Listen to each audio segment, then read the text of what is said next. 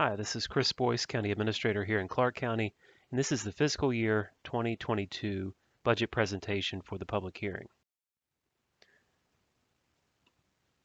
As you'll see on the slides, budget is much more than just numbers. It's about the services we provide to our citizens, the organizations we support, and the things that are important to Clarke County, like agriculture, the river, our business community, keeping people safe, our sheriff's department, our educational system, and our service providers. You may be interested to know that our budget does include small contributions to things like the Friends of the Shenandoah and the Soil and Water Conservation District, both organizations which work to keep our waterways clean.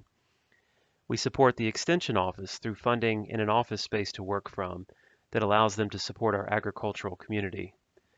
We provide a small contribution to the Barns of Rose Hill and Berryville Main Street to support our economic development. And the budget, in a lot of ways, represents the people. We are public servants. We come to work every day to serve our citizenry, which is a very rewarding mission for all of us. I want to highlight one of those public servants, David Peach, who's at the top of the screen. Mr. Peach will retire this July after having served as a firefighter EMT in Clarke County for 28 years. If you see Mr. Peach on the street, thank him for his service. He's a great example of the public servant type of mentality we have here in Clarke County. If you think about the number of people that he's helped over the years through his service as an EMT firefighter. The next screen shows the budget process. It's a fairly tedious process that began back in December. The Finance Committee deserves a lot of credit for their work in getting this budget to a point where we could present it today. Also want to thank Brenda Bennett, our Finance Director, who put countless hours into this budget. This is my first year through the entire process, and I can tell you that your county department leaders and constitutional officers are very thoughtful and deliberate in their budget request. They understand the financial constraints of Clarke County, and they're very modest in their ask for new funds. I talked to my colleagues in other localities, and in Shenandoah County, department heads submitted requests for 18 new full-time positions this year, and that's in addition to 14 additional paid full-time firefighters they added mid-year this current year. You don't see those type of asks in Clarke County. People are very careful with their request. They're very conscientious of the public dollar and making sure it gets spent correctly. The Board of Supervisors will not vote on the budget tonight. They vote on April 20th at their afternoon session on the budget and the different text amendments to implement the tax changes.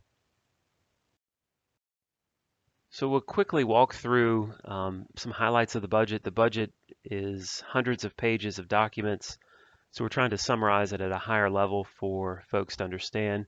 As you see from the screen, education is the largest portion of our budget. That's a little bit deceiving because there's quite a bit of federal and state revenue that is received for education. The local funding of schools for the next year proposed is $15.9 million. Members of the school board and the school superintendent attended the public hearing to answer any questions. The school budget is based on in-person learning for next year and remediation to help kids catch up where there may have been some learning loss because of the pandemic and the distance learning and some folks getting behind. We have to remember that some kids have a different home life that's maybe not conducive to learning. So there are folks that we want to make sure don't slip through the cracks because of their home situations. Public safety is the next largest category of expenditure for the county. This would cover the sheriff's department, fire and rescue, the regional jail, building inspections, and the animal shelter. Health and Human Services represents 6% of our budget, or $2.6 million. The health department is a state agency, but we do contribute funding through a funding formula with the state of almost $200,000 a year. They've done tremendous work this past year working with the vaccinations and getting our community safe through the pandemic. Health also includes mental health, and we are part of a regional mental health network through Northwestern Community Services, which is going to try to open up a small clinic site in Berryville this coming year. And then obviously it includes social services and the work that they do also. Parks, recreation, and cultural obviously includes the parks and recreation programs, which we are hoping to get at full capacity sometime in this upcoming year. And it also includes our contribution to the library, which is located in the government center. They've requested equal funding from the current year at $279,000. The public works category is about 3% of the total budget. This includes the maintenance of county buildings and the park, our convenience site on Quarry Road where folks can take their trash and recycling, and then also the sites in Frederick and Warren counties where our citizens have access to. And then it also includes our contribution to the sanitary district. Judicial, as you might expect, is the clerk's office and the general district, juvenile, domestic, and circuit courts, as well as the Commonwealth Attorney's Office. And then we could only fit so many categories on the slide, so there's an everything else category, which would include things like the voter registration, commissioner revenue, the treasurer, planning and zoning, debt service, and those other operational expenses that the county has. On the next slide, you'll see that personnel, which represents a large portion of our budget, is described. There are no new full-time employees as part of this budget proposal. There was a request for 4 new full-time firefighters, but we have tried to use part-time employees to provide that coverage, and I'll talk about that a little bit later in the presentation. There is a new part-time position in the Commonwealth Attorney's Office. This is related to the Sheriff's Department use of body-worn cameras, and the state has a ratio of assistant Commonwealth attorneys that are required based on the number of body-worn cameras that are deployed.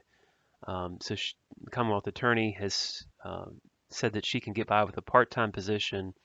She'll be shifting some duties around, but the net is a new part-time position in the Commonwealth Attorney's Office. The Building Inspections Office has also requested a new part-time employee. There are currently 3 full-time employees in that area, a permit technician, a building official, and a building inspector. As you've seen, there's a lot of building going on here in Berryville, and that's expected to continue for the next couple years. This is not a position that is funded by the taxpayer. The fees generated from building inspections cover their cost, including this new part-time position. So it's a self-funded operation. I don't talk a lot about the school's budget in this budget presentation, but it is worth noting that the school budget includes 15 fewer positions than are in the current year budget. And then finally, talking about employee compensation, the General Assembly gave a 5% raise to certain county positions, which was about over 40% of county positions and over 65% of school employees were going to be given a raise through the General Assembly actions. So the budget does include a 5% raise for all other full-time employees at the county. It gets into a difficult situation where in the Sheriff's Department, for example, you have a deputy that is fully funded by the county and then a deputy that is partially funded by the state. Well, that deputy partially funded by the state was going to get a 5% raise because of the General Assembly action. And it's a little difficult to tell someone in the same position just because of their funding that they're not going to get a raise because they're not partially funded by the state. So to create equity, the board did approve a 5% raise for all employees. There was no raise in the current year budget, although employees did receive a one-time bonus. It's also important to point out that the county covers our portion of the raise for those employees that were given a raise by the state. The state doesn't send us 100% of that 5% raise. We often have to cover a significant portion of that. On the next slide, you'll see a calculation of the number of citizens served per full-time employee. And the idea of this was to just try to show a metric of the number of employees we have versus the number of citizens we serve to see how lean we are and how efficient we are with our operations. So in Clarke County, the number of citizens served per full-time employee is 134. So the larger the number, the more lean you are. The budget does include a number of expanded services, including adding one evening per week at the convenience center sites. Vehicle traffic is up significantly at that site on Quarry Road.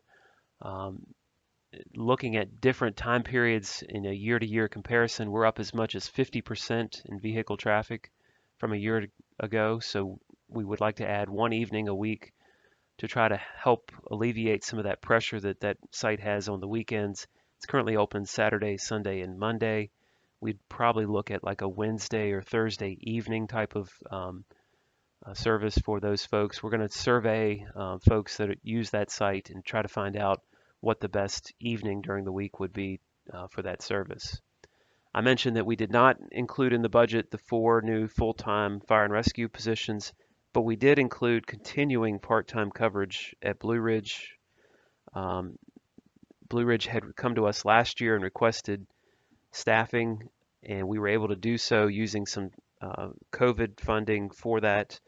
So this budget does include the continuation of part-time service at Blue Ridge 5 days a week for 12-hour shifts. I also show there's increased training and volunteer recruitment funds in fire and rescue, which we think will make a difference on the service that's being provided to our citizens. There's a proactive approach to economic development, which we hope to continue. We continue to work closely with the town of Berryville, which is funding part of our Director of Economic Development position. That person, Felicia Hart, has done a great job of bringing in different resources to our business owners. There's an economic development gardening program at the state level that 2 of our bigger businesses have participated in recently.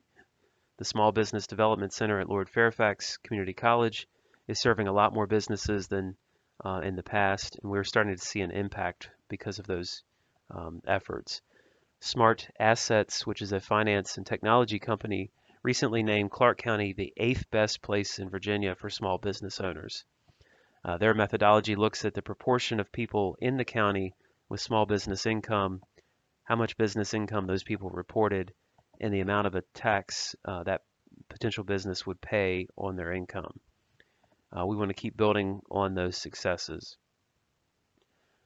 The budget also includes funding for an online registration program for the Parks and Recreation program. You'll see this in most other counties where you can sign up for a class online. This is going to create efficiencies for us and better access for our citizens when they sign up for those programs and classes. And then finally, Social Services has a new program called In-Home Services. This is a child safety program designed to keep children safely in their homes through family engagement, developing and monitoring service plans, and working with families to keep children safe in the house. The idea is that hopefully this program is preventative to keep kids from having to be put into foster care, and through intervention and services provided by social services, we can keep those kids safely in their home and work with the parents on different things that are going on within the home. April is Child Abuse Prevention Month, so this is very important to all of us. The budget does include several capital items, and these came straight out of our 5-year capital improvement plan, which was approved by the board back in the fall. The Sheriff's Department has a normal rotation of and replacement schedule for vehicles, so there are 3 new vehicles proposed to be replaced in the current year. Those vehicles are replaced based on their mileage, maintenance records, and other things. We also have a new chiller proposed for the circuit courthouse at $225,000. That chiller is well beyond its life expectancy, and there's some issues within the building, including some moisture issues that we hope can be corrected through this new chiller. Fire and Rescue has requested repeaters for the fire and rescue vehicles. This will allow for better radio reception in areas of the county where we have poor service. And then finally, there's almost $1 million fire and rescue grant. When we look at any type of expenditure, we first look to see if there are other funding sources other than local taxpayer dollars. And Director Lichty has spent a lot of time on this grant. our share for the cost of this would be $46,000 for almost $1 million of equipment that we've requested. So it would be huge if we were to receive this grant. The grant would pay for self-contained breathing apparatus, which provides breathable air to our firefighters when they're fighting fires, and replacement radios. The existing radios are about 15 years old and have been discontinued by Motorola, making it difficult to get repairs to those radios. So we look at the summary of expenditures and the net changes between the current year and the proposed FY22 budget. Total expenses are proposed at $45.2 million, which represents a $1.3 million increase, but that does include that fire and rescue expenditure, which is mostly funded through the feds if we do get that grant. So if you remove that one item, the budget's up only less than $400,000, which is, as a percentage, is pretty small. Public safety operating expenses are up over $400,000 themselves. That does not include the capital or the grants. And the reason I mention that is that this is an area where we are likely going to see continued cost. The volunteer fire companies do a tremendous service to the county. They have saved us hundreds of thousands of dollars over the years, but they're asking for help. It's getting difficult for them to get volunteers. And we're seeing our surrounding counties also add quite a few paid staff. Now, we did include money in the budget for recruitment efforts, but as you all know, volunteering across the country is down. People are busier with their lives, and it's harder to get volunteers to do things. So this is an area where we are concerned about going forward and need to find some revenue sources to help pay for the public safety expenses.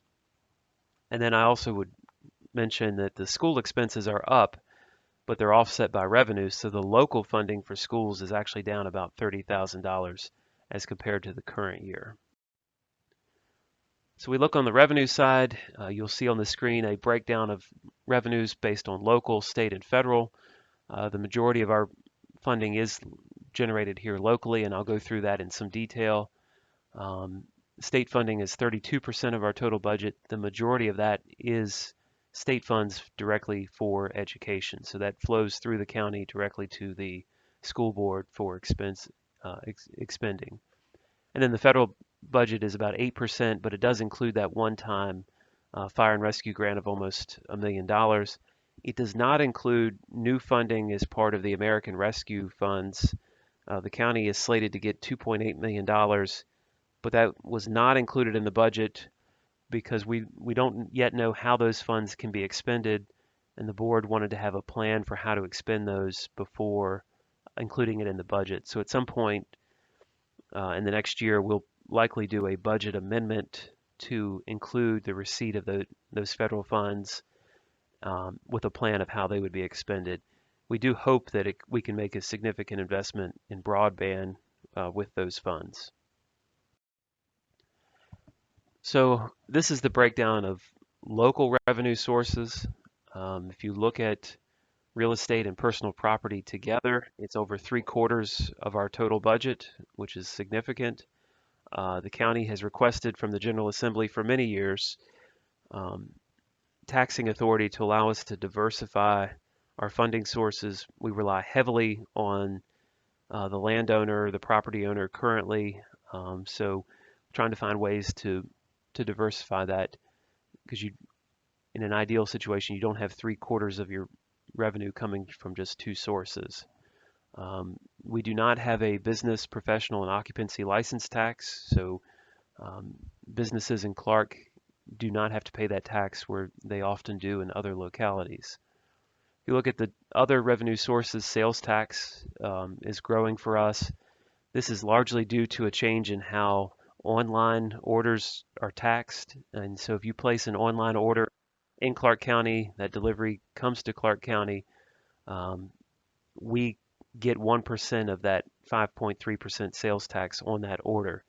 So during the pandemic, as people stopped driving to Winchester to buy goods and services, places like Winchester saw their sales tax revenue go down, where places in Clarke, where there was online ordering, we actually saw our sales tax revenues go up. and it's proposed at $1.4 million for the upcoming year. The school generates funding that is locally generated. This would include the food service, facility rentals, donations, and other local sources they receive. Fire and rescue, we've talked about their expenditures. They do generate revenue through billing of insurance companies for medical services and transport. That's projected to be $450,000 for the upcoming year. Parks and Recreation also recovers costs through fee recoveries, so they have fees for the programs, admission to the pool, the concession stands. Those are ways that they generate revenue to help pay for the programs they offer. And then you'll see there's a utility tax and a recordation tax that each represent 1% of the budget, and then everything else together would be 8%. If you go online and look at the budget, you can see each of the revenue sources and the projections for each of those. So we've tried to show a comparison of the different tax rates for those counties surrounding us, and we also included the city of Winchester in those calculations. The proposed budget calls for the real estate rate to be 61 cents per $100 of assessed value. That would be a decrease of a half a penny. We advertised 61.5 cents. If the meals tax or the cigarette tax were not approved, the board would have to make up those revenues in some way, and some idea would be that we would use the half penny on the real estate. You'll also see on the chart that Frederick County and the city of Winchester both did reassessments this past year. We all know that real estate rates have been increasing. So their neutral rate would have been for Frederick County 56.7 cents per $100 of assessed value. They have advertised a 61 cents, which would be a 4-cent increase based on the reassessment. Same with Winchester. Theirs would have their neutral rate would have been 89 cents. They have advertised 93 cents, which would be a 4-cent increase to the real estate rate. Not shown on the chart is Shenandoah County, which was also proposing a 5-cent increase. These are all proposed at this point, but you see the real estate rates across our area, and Clarke having the lowest. Personal property rates, these are collected on vehicles and other personal property. We are on the lower end of the chart, and there are no proposed changes to personal property. Transient occupancy tax is the lodging tax. So if you stay at one of our bed and breakfasts, our country inns, you will pay this tax as a visitor. And if you travel anywhere, you often see these on top of the bill. These are paid by the customer. Our current rate is 2%, and we are proposing to increase that 1.5% to 3.5% as a total for that.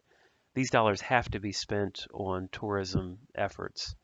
Loudoun County recently increased theirs to 8% on transient occupancy. You see the other tax rates on the chart. Food and beverage tax, also called the meals tax, is a new tax that we are proposing at 2%. Currently, Loudoun and Fauquier do not have a meals tax. Warren is at 4%, Winchester is at 6%, and Frederick is proposed to go from 4 to 6%. This tax in Clarke would not apply within the town limits of Berryville. Berryville currently has a meals tax of 4%, so if you go into one of the many food establishments in Berryville, Berryville Grill, for example, you buy a hamburger and a drink, they add 4% on top of that and remit that payment to the town of Berryville. The 2% in Clarke would apply outside of the town and would be submitted in the same way. So if you eat at one of those locations in Clarke outside of the town, you would pay the 2% on top of your bill. Cigarette tax is also a new taxing authority for counties that goes into effect July 1st. Before that time, Only the county of Fairfax and Arlington could have a cigarette tax. So because no one else currently has one, we looked at localities within driving distance of Clarke to look for a comparison of where those rates are. Berryville is currently at 10 cents, Round Hill at 30, Stephen City at 45, Winchester at 50, Middleburg at 55, and Purcellville at 75.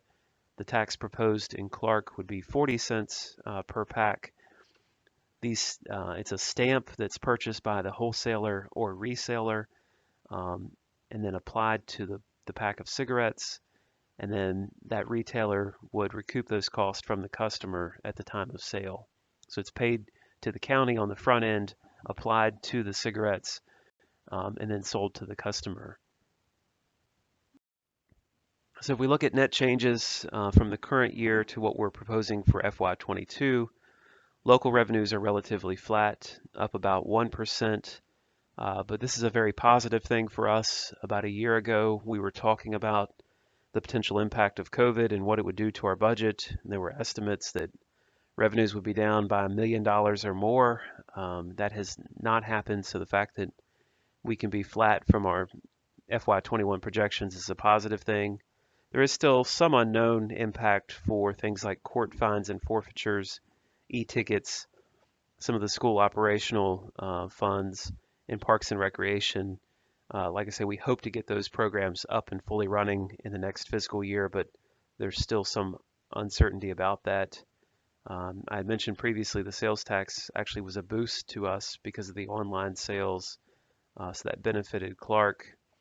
State revenues are up slightly, about 1.5%, and federal revenues are also up, but it does include that one-time fire and rescue grant.